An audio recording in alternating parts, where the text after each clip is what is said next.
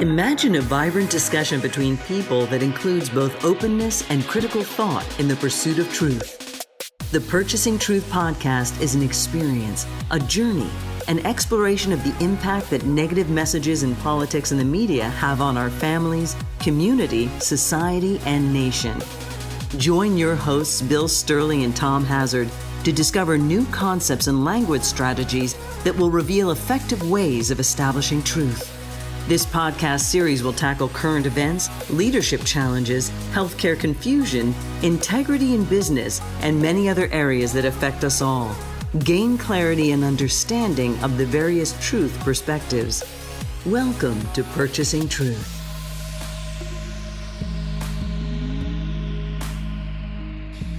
Hey everyone, welcome back to Purchasing Truth. I'm Tom Hazard, along with your host, Bill Stierle.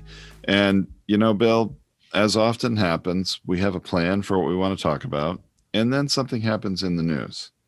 Yeah. And we call an audible, and we just can't help but talk about something that really deserves to be discussed. And in this case, it is what I'm sure the President Trump is going to call the second perfect phone call at some point. He's going to call it a perfect phone call. And of course, we're talking about the call he had with the Georgia election officials on Saturday, the 2nd of January, 2021.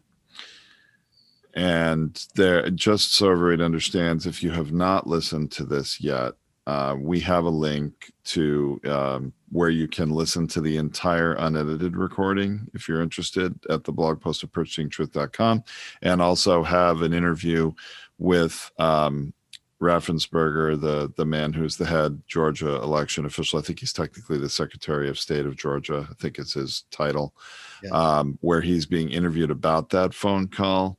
And so those are, I think, some very interesting things, back pieces to check out. But there's so much that is troubling about this phone call and what happened here, Bill. I mean, my goodness, where do we begin?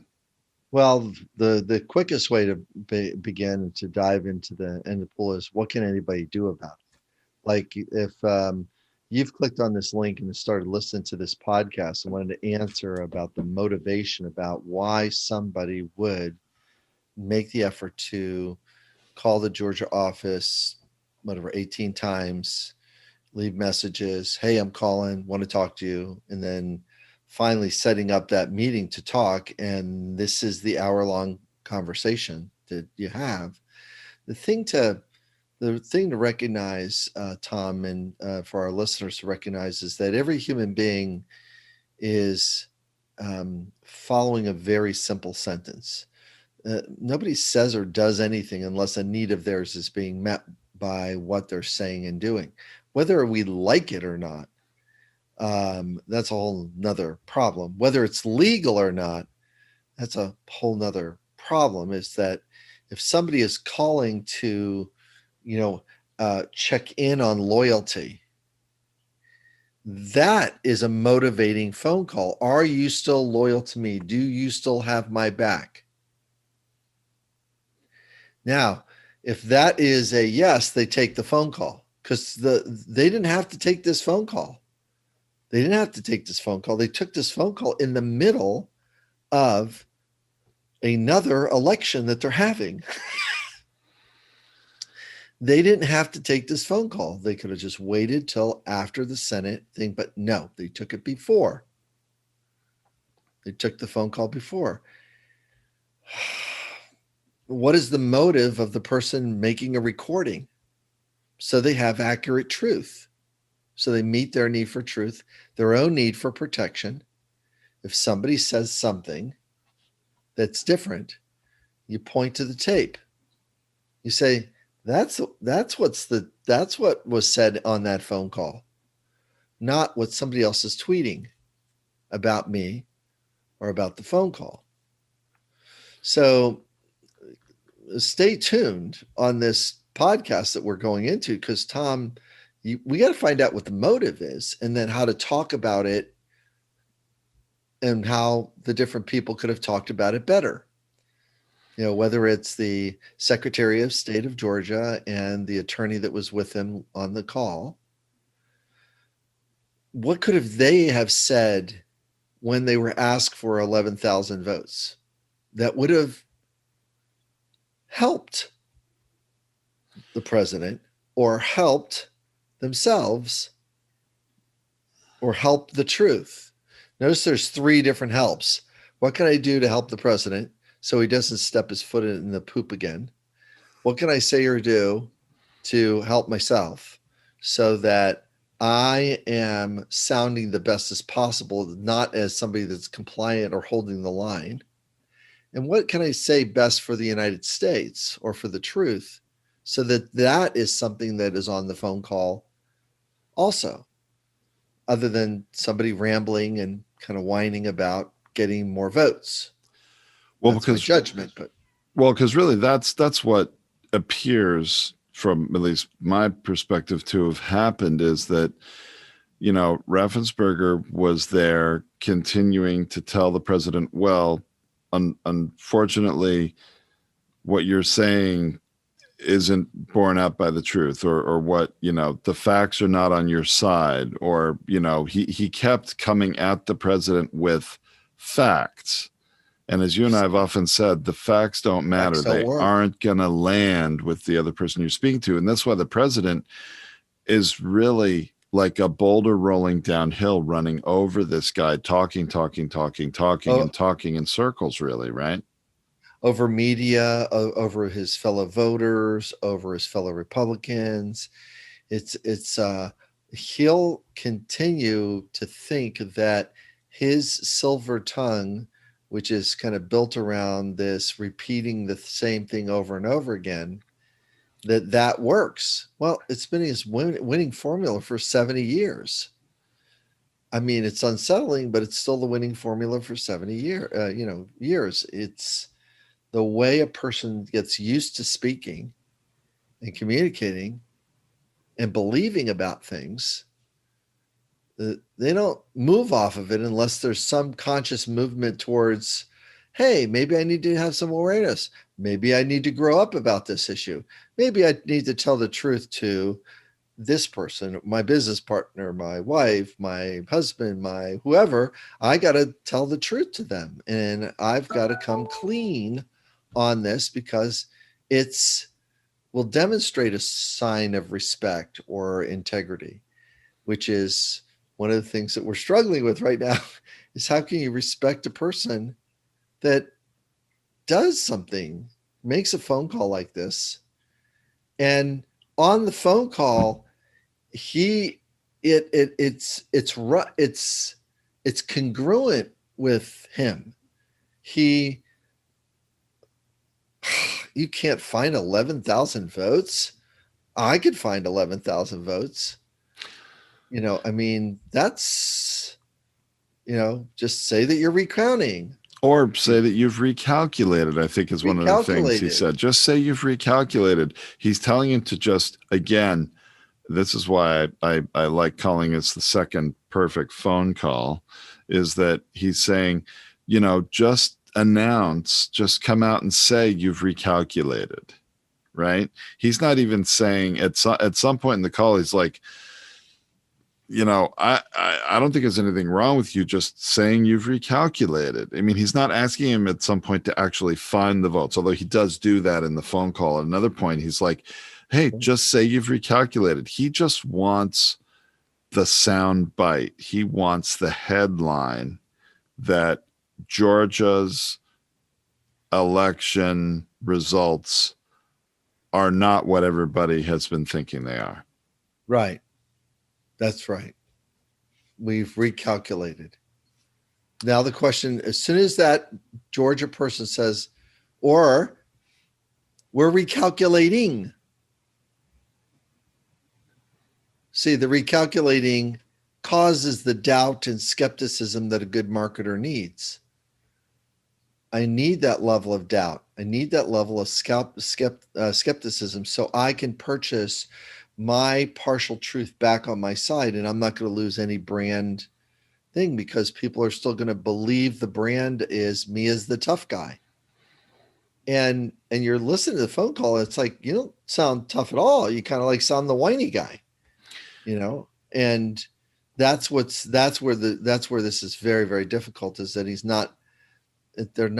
not asking for, okay, so we had some irregularities in this thing. He wanted any one of his ideas to be accepted. Any one of them he wanted. Right. Yeah, but the president kept going down all these ones, continuing to fish for, getting his foot in the door to cast more doubt on this election result. And Raffensperger keeps saying back, well, Mr. President, unfortunately, you have some bad information, or you have, you basically saying none of that is true. And so Raffensperger is being a very good steward of his state's election process and result, because it is his job to be the arbiter of truth when it comes to the will of the voters. Don't you believe that? That is his job. Yeah. Yeah. And he is, and he's standing up to that. I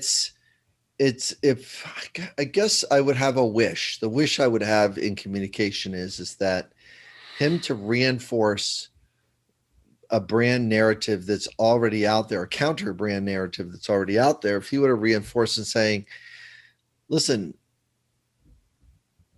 in Georgia, we had the most secure election that we've ever had. We've been monitored by your peeps. We worked hand in hand with the person you put in charge, and reference that guy again and say, yeah, him and his team were here and he did this. Now, it's very, very difficult unless a person uses a needs-based narrative to not knock Trump off of his narrative. So he's coming there trying to prove things. And really what he's really he needs to be heard. So if I were on Trump's side, one of his protectors that are also on that phone call, I would have jumped in and said, so Mr. President, you would like them to hear blah, blah, blah, blah, blah, blah, blah, and repeat back what the president just said. Just so to knock him off the rumination wheel that he gets himself on by saying this thing, because he's digging himself in deeper every time he does it. Instead, the person thinks in his head, who was the chief of staff? Was it Meadows? Mark Meadows. Mark Meadows. Yeah. Instead, Mark is thinking in his head, I need to appease this guy. Instead of, if I was Mark Meadows, I would coach him to say, empathize with him, and he won't whine as much. He will not be as volatile as much. But Mark thinks that appeasing a 4-year-old works. And it's appeasing somebody that's looking for identity, that's looking for self-worth, that's looking for his need for respect and recognition and acknowledgement, in all the ways that Trump does that. By having I'm the front man here. I get the respect and acknowledgement because I'm the person on the stage. And people love me to do, and I can throw money at them and they'll all cheer. So it's really hard.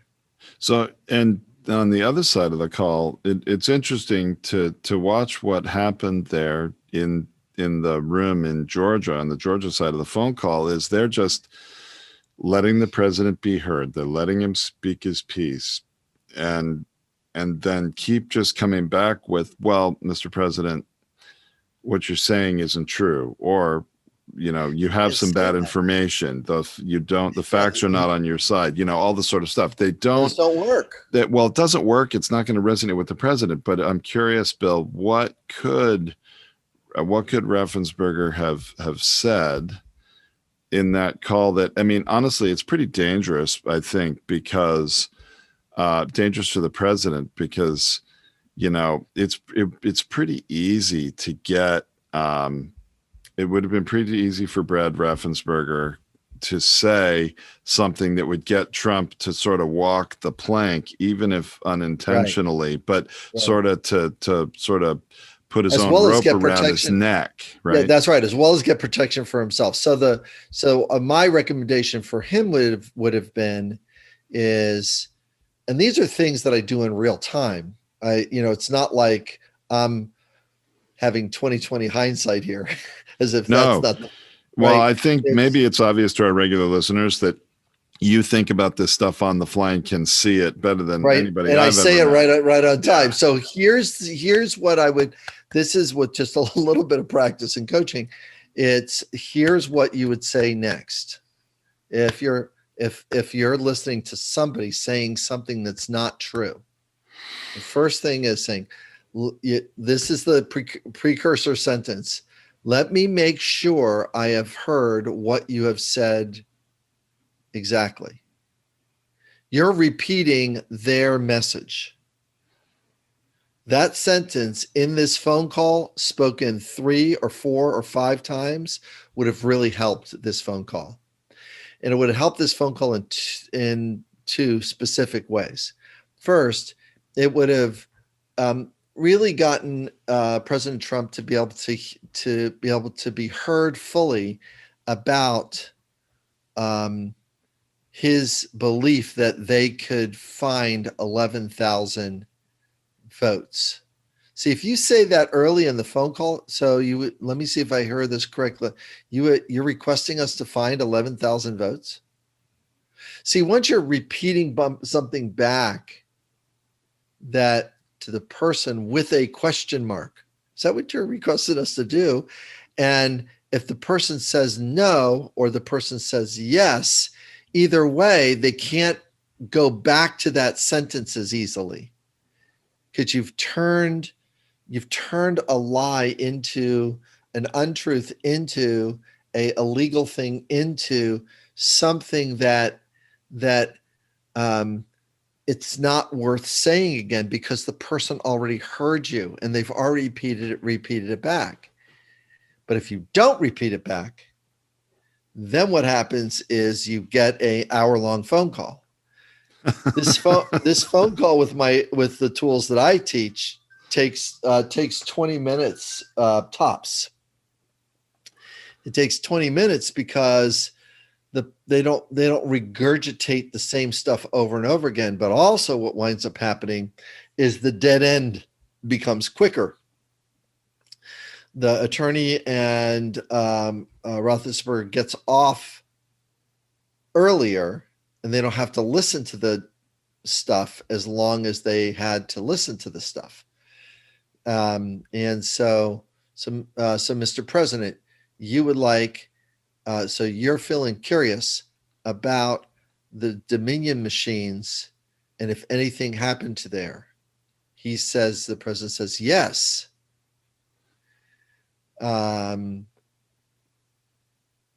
That is not the truth in what we're experiencing here in Georgia.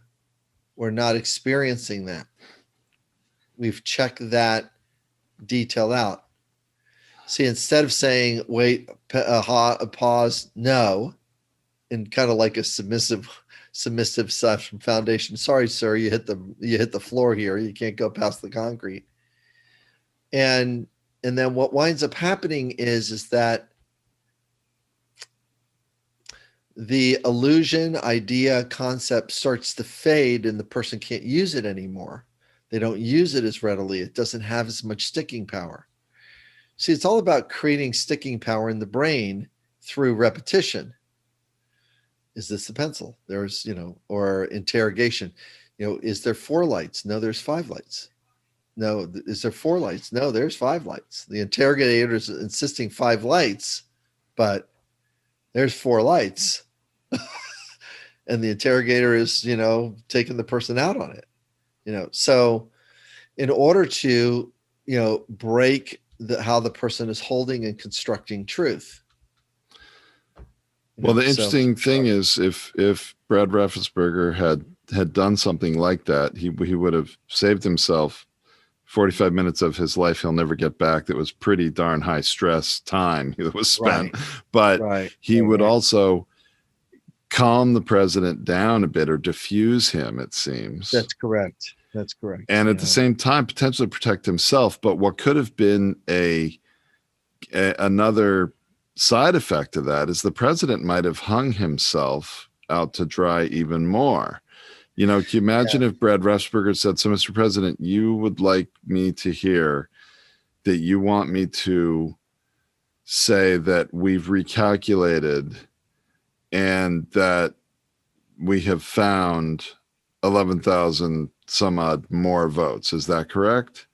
And he would say, yes. And the president probably wouldn't have just said, yes, all you got to do is this. And then he would have gone down that road a little more. And because it was interesting to me seeing an interview yesterday with Chris Christie, who, remember, is a former federal prosecutor and a Trump supporter. And number one, I want to give Chris Christie some credit because he did say, hey, Joe Biden won the election. I mean, he wasn't going to, propagate this message that the election was stolen or rigged or whatever.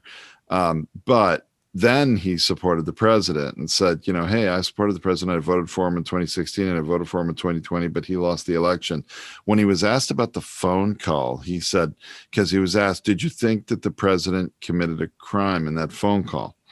And that's where he protected the president and said, no, I don't think a crime was committed because it depends on his state of mind. And I found that very interesting. Did he really think that he was telling Brad Raffensperger to do something illegal, to manufacture votes, or did he think that it was really not counted properly? Does he believe the conspiracy theories? And was that more his state of mind? So his state of mind would have a lot to do with whether it was something criminal or not. But to go back to the empathy that we're saying Brad Raffensperger could have given Trump in that phone call to protect himself, it might very well have established then that the president knew what he was doing and was not believing the conspiracy theories and just wanting him to make an untrue statement. So, for example, let's do a couple of empathy lines for the president while he's upset and asking the Secretary of State to do something for him. An empathy line would sound like this. So, Mr. President, there were so you would like me to hear that there were many Georgians that voted for you, and to acknowledge that you have popularity here in Georgia. Is that what you like? Is that true? Yes. They were all at my rallies. So, Mr. President, you like me here. There were 3,500 people at your rallies, and that you're popular here in Georgia, and you would like some recognition that you are able to motivate people to vote for you. Yes. Now, all of a sudden it's like, and what happens is once you empathize with what you're hearing from the person, even though it's not true, or even though it's partially true, what happens is the person then wants to get their next need met, which is support or self-worth or loyalty. And then they'll ask the next dangerous question. Well, this is how you could do this thing. And if he would have laid out any kind of plan, then what would have happened would have been, he is asking of a sound mind. He is not asking from a, kind of a delusion. He's asking the person. And that's the difference between this tape and the Nixon tape. Nixon was, here's what I would like you to do. It's like, oh my gosh. And here's what not to say. Of course, it was a petty crime, breaking and entering, right? And taping. But it was a ethical, moral thing that his Republican Party could not stand and could not do. There is, when somebody has a belief and they keep repeating the belief to themselves, whether it's fictional or real, it becomes something worth fighting and dying for. They'll repeat it over and over again. And we've talked about how false information about things in the past, the Pizzagate, or some of these other things that get propagated in the consciousness. I mean, they're not true, but there's a belief that people believe that story 50%, 50-50, 70-30, 80-20. No, they're believing the thing that's not true just because it's being repeated. Yeah, and it's really, really hard for us human beings to bounce off of empathy and then allow the person to tell that next level of pain that they're going through. Because it is. Well, and to me, as I listened to the president and the way he spoke, he was really close to, laying out a strategy at times where it said, well, I don't think it would be unreasonable to say you've just recalculated, right? I mean, he's getting close to laying out a strategy there. But what's interesting is that when I listened to the president in that recording, he sounds like, now I admittedly, I don't have any experience with mob bosses personally, but we've all seen some movies about mob bosses. TV. And so is he.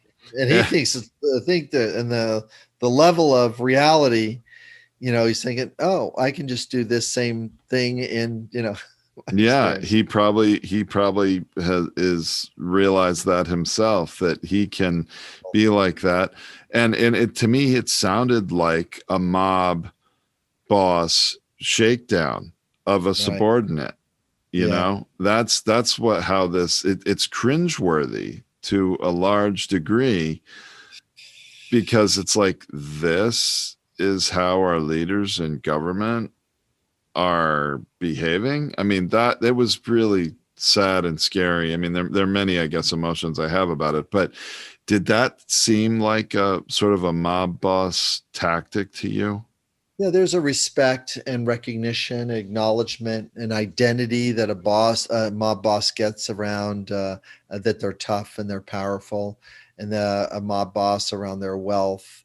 Nobody can tell me what to do. The loyalty that goes with that identity. So really, you're just leaning on, Tom, the need for identity. There's identity, and there's a certain part of America that likes the strong identity. A person made a decision, wasn't a great decision. I've not made great decisions either, so I'm going to give them a pass because I have problems with my own decision making. I'm going to give this guy because he's like me, and what part of it is like me is that it's an identity about being a winner without the values of being a winner. The identity is, wow, that's interesting. It's the identity of being a winner. I'm a winner, even though I don't have the accomplishments and the thing. It's sort of like, I mean, I enjoy my one-hit wonder music people, but it's not like that there's like this full monster career that goes behind it, other than that one song, that's one album that had those songs on it. And then it's like, well, what was number 2 like? And what was number 3 like? Well, not as good as number 1 was. Yeah. And so when a person has an identity and sticks with an identity and they've had a win, there could be a lot of wreckage that follows that. It's like their life falls apart. It's really tough because there's nothing in the skill or self-worth or what it takes to have a identity of mastery, and they can, take apart and blow apart things that people have put together for years, and regrettably, the Republicans have not done a great job of protecting their brand. Their brand of being conservative now is not what this thing is. This this thing is not this it's thing. about winning, and it's about maintaining control and power. That's politics according to President Trump, I think. Yeah. Because honestly, there's so many sad aspects to this, Bill, but there are more people dying every day from coronavirus right now than ever before. This thing is out of control. And this is what the president is focusing his entire time on, instead of, protecting the people from this. And can you imagine if he had actually cared about and taken action more for the people over the virus with the same kind of, passion and effort, and I don't know what you want to call it, desperation, whatever, that he is doing to try to stay in power, he would have been reelected, wouldn't he? He could have had one of these phone calls once a week come out to the various different doctors or heads of state and just said, when's the vaccine? When can we see it? And they would give him all the naysayer energy. And boy, we've never done it this quick. He would say, we need to change and turn this around because there's people dying out there and we really got to do something about that. He starts that narrative in February of last year. Anywhere, instead of pretend containment. Pretend healing, pretend it's going to go away. That pretend story that he told. We would have this conversation. We would be talking about how he would get his needs met in other ways at the expense of American people, because you can still do that and still have your hand in the cookie jar.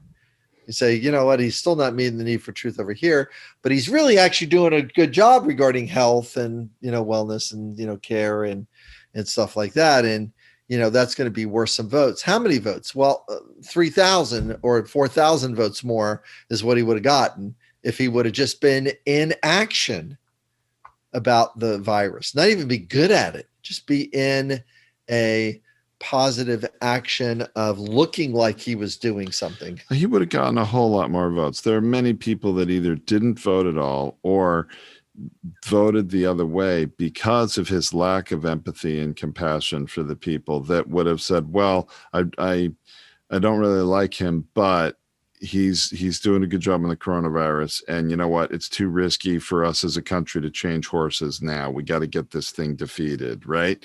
There would have been all sorts of justification for why people would have had an off-ramp to vote for him.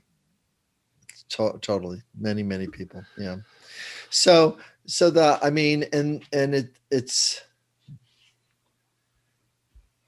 one thing to make a choice that is a modest choice. That's not a great choice, and then take some lumps for it.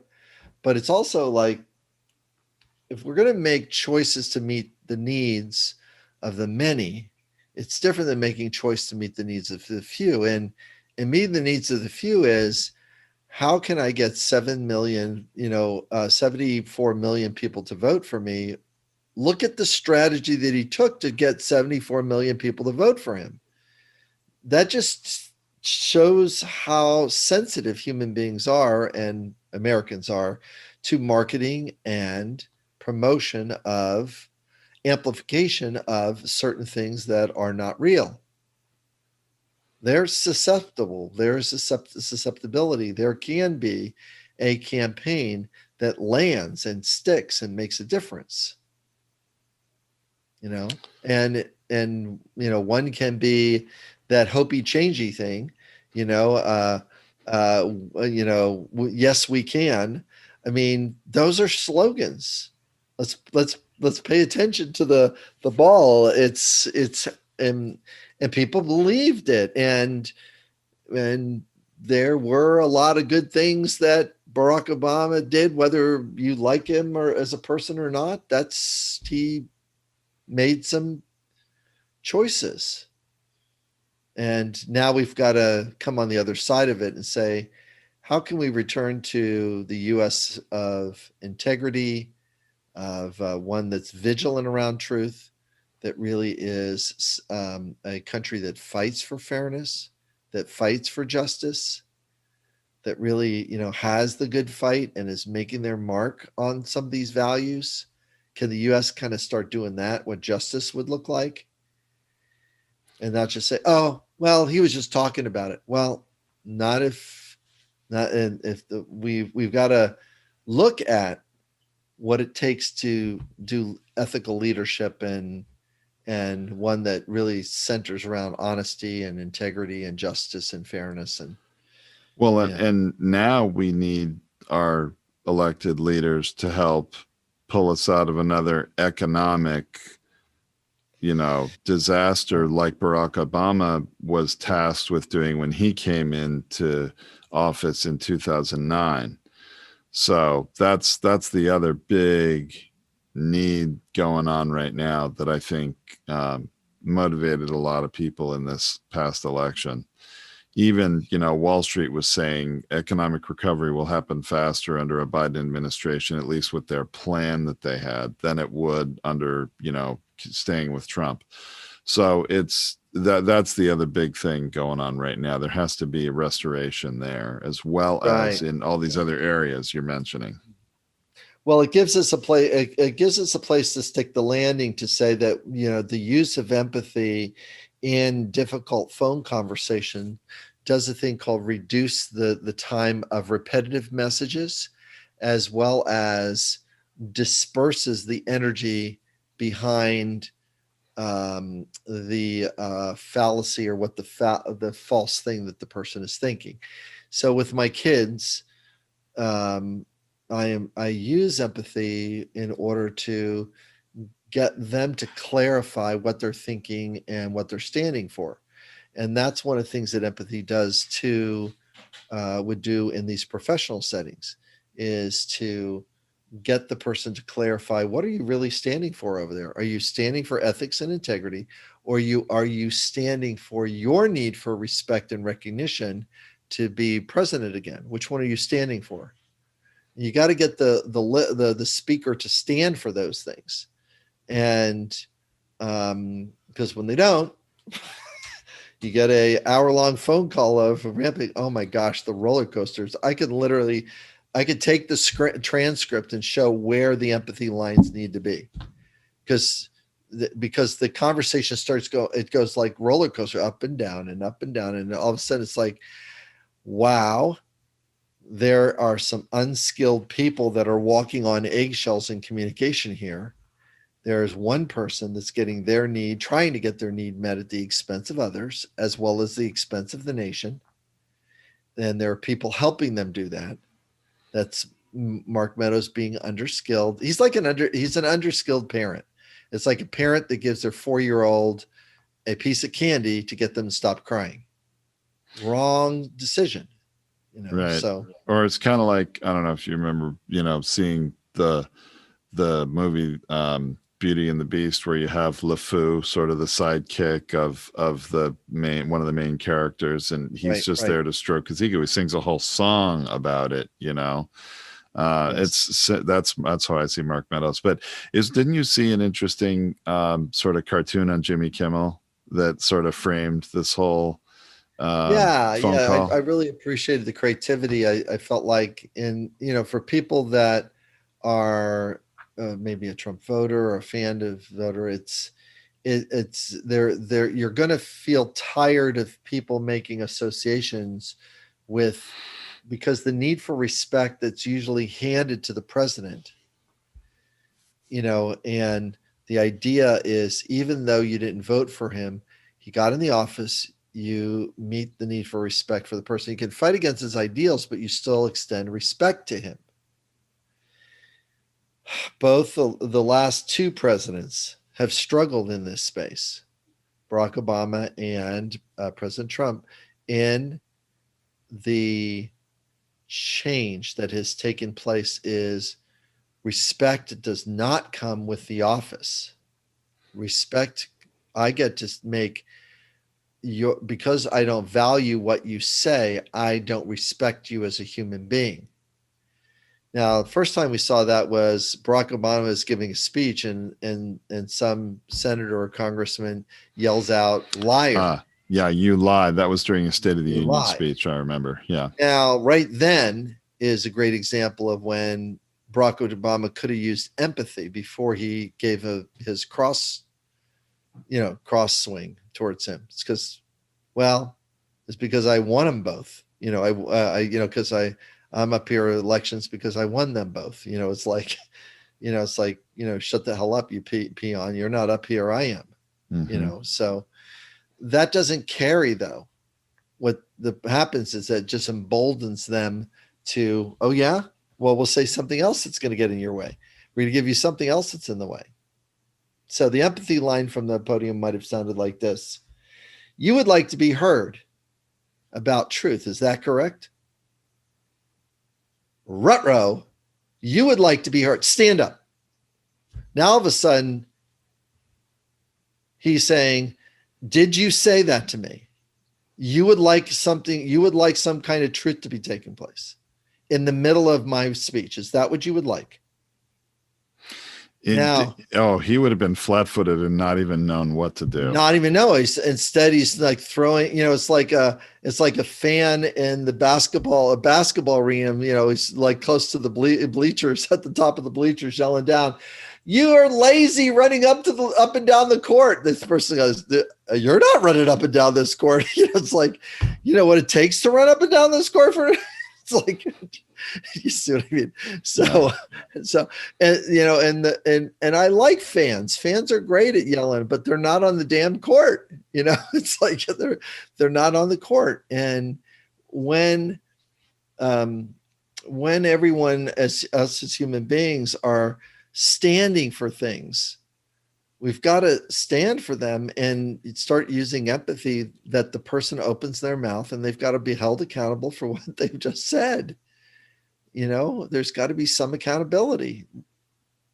And that's a big takeaway from this phone call. Will there be some form of accountability that the Republicans are going to face, the Pence is going to face, Trump is going to face?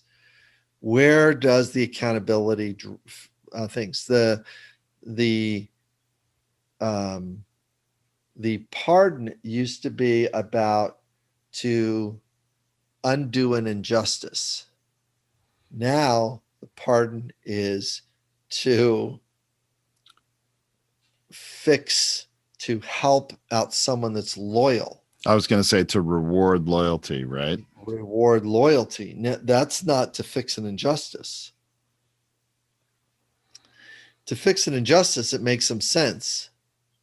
And the number of pardons is not important. It's the intention. So there's one meme that's up, is that here's how many people that Trump has pardoned. Here's how many people that Barack Obama's pardoned. Oh my gosh. But look at who Barack Obama pardoned and why. Right?